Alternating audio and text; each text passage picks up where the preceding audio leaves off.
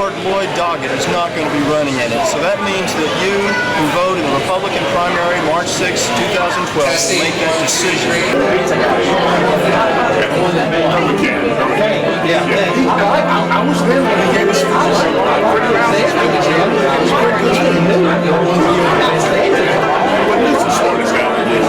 We got to cut out regulation, we got to cut out taxation, we got to cut out this stuff that is moving us away from job creation and move us back toward the free market system of the world.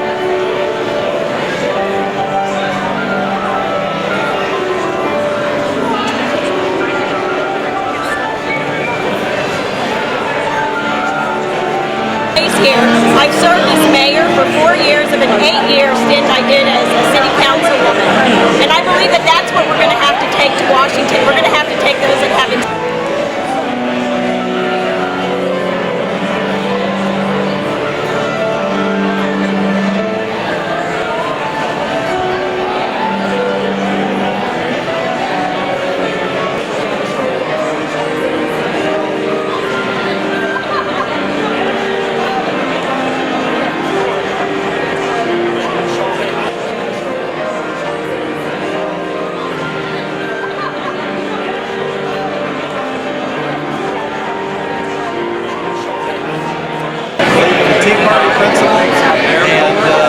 Solutions for the problems we're in.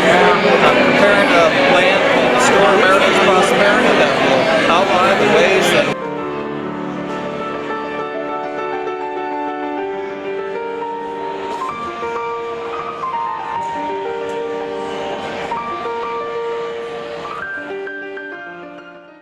the first candidate to be addressing you will be Brian Matthews. So Brian Matthews, if you can come to the stage, please.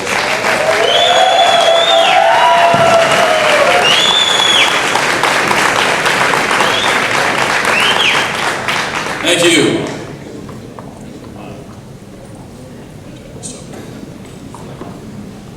Well, ladies and gentlemen, I'm just like you.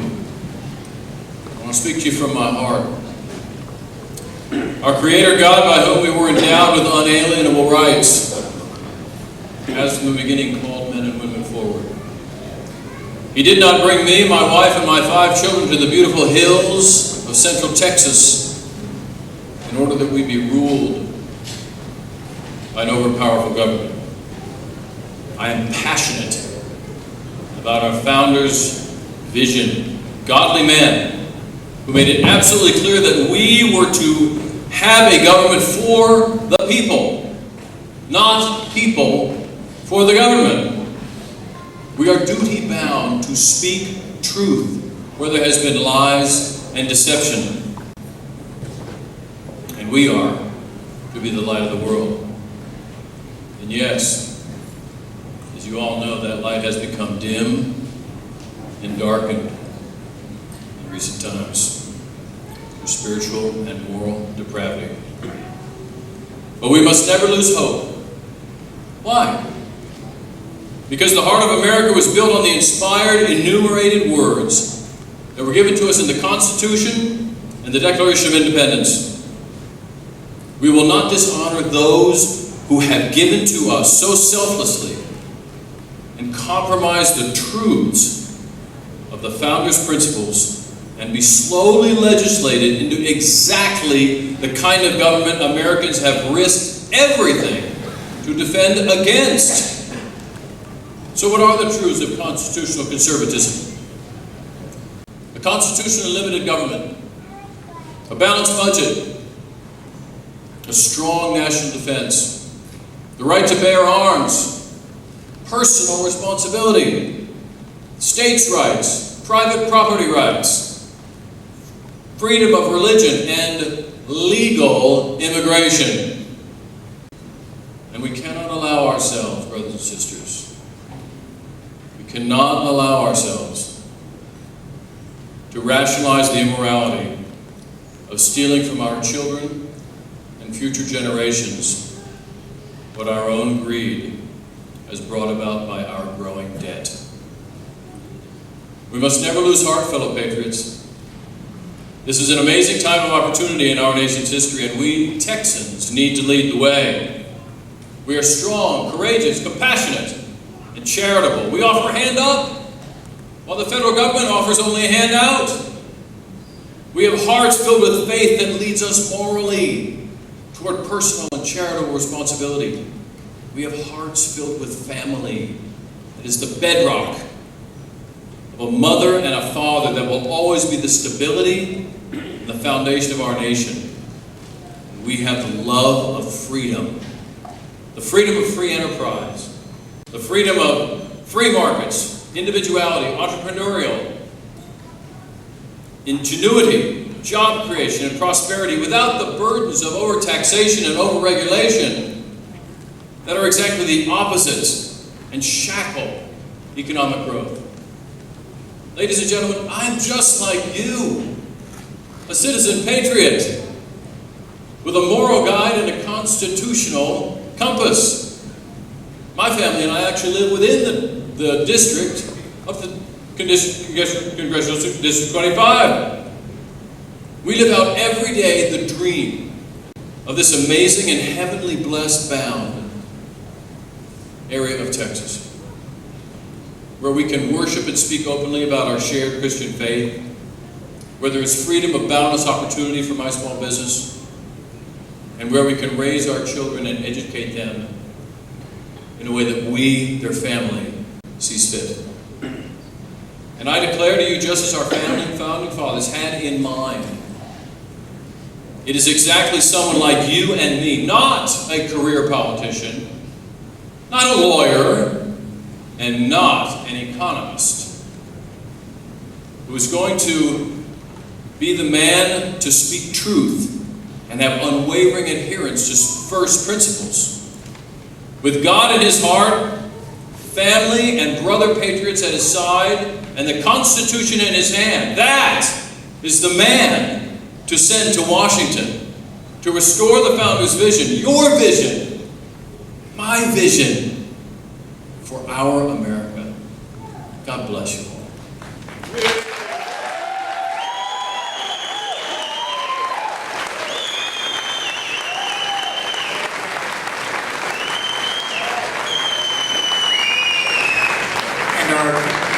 Next candidate will be Wes Riddle. Wes, come on up on the stage.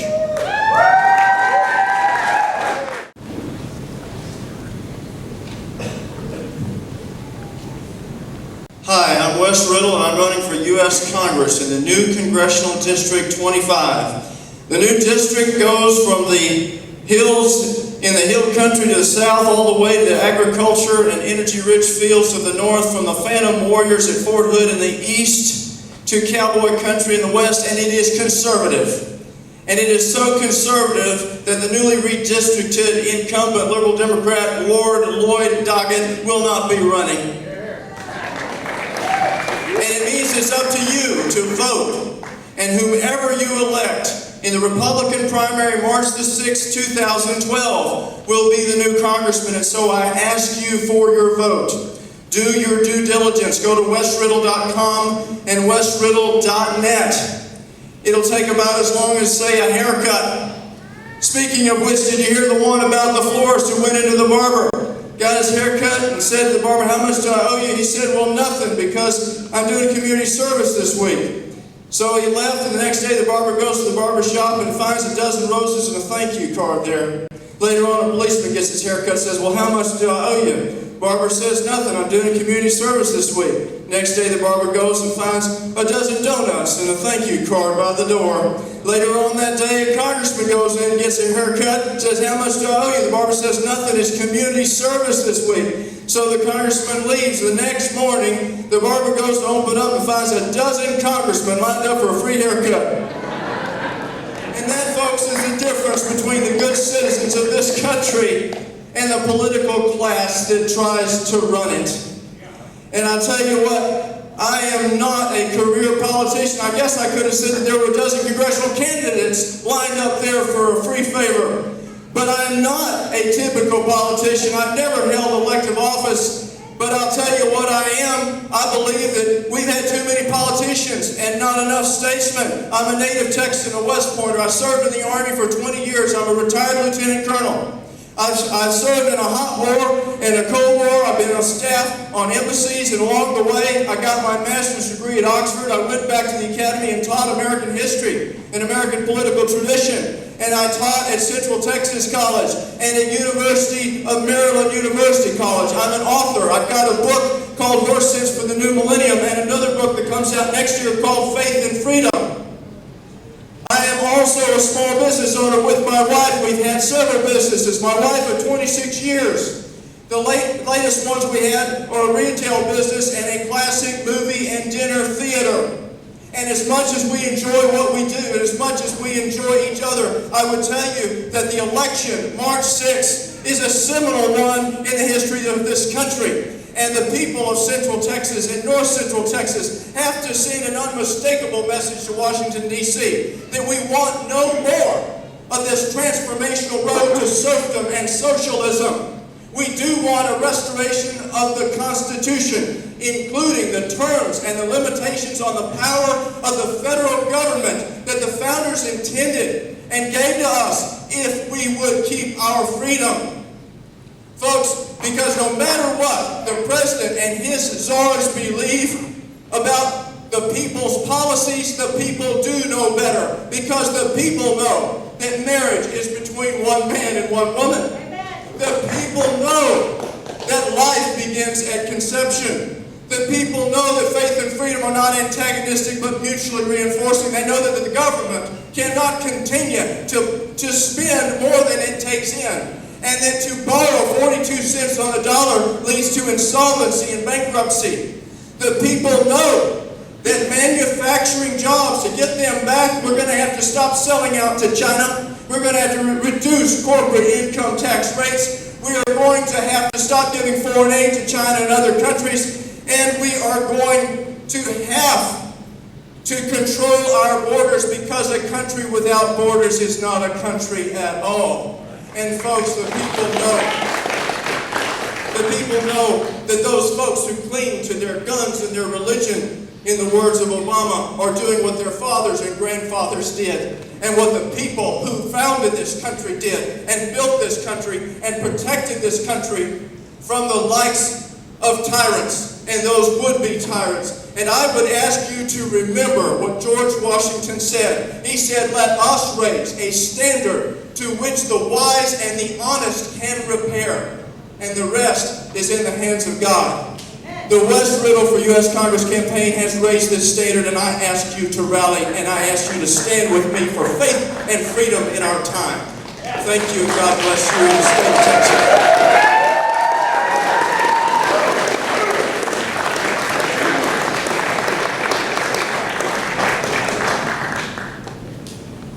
And our next candidate will be Dave Garrison. Dave Garrison. No. First of all, I want to thank Rosemary Edwards and the Travis County Republican Party, the North Shore Republican Club, and the county chairs and other state people who have put this on. But more so, I want to thank you, because the Republican Party is the party of Texas because of your efforts. Thank you. I'm a business person, a Christian. I have 4 children. I have 15 grandchildren. A bunch are back here that you're hearing. And we've had 12 foster kids. I've been married for 41 years. It'd be 42, but I was sick a year. And outside of that, when I grew up in a house that had no running water, no toilet inside of it, and we were poor. Maybe poorer than anybody in this room. But you know, I don't say that for you to be sorry for me. I tell you this because this country said to me, we want to give you a hand up, not a hand out. And because of that, the free enterprise enabled me to progress to one of the highest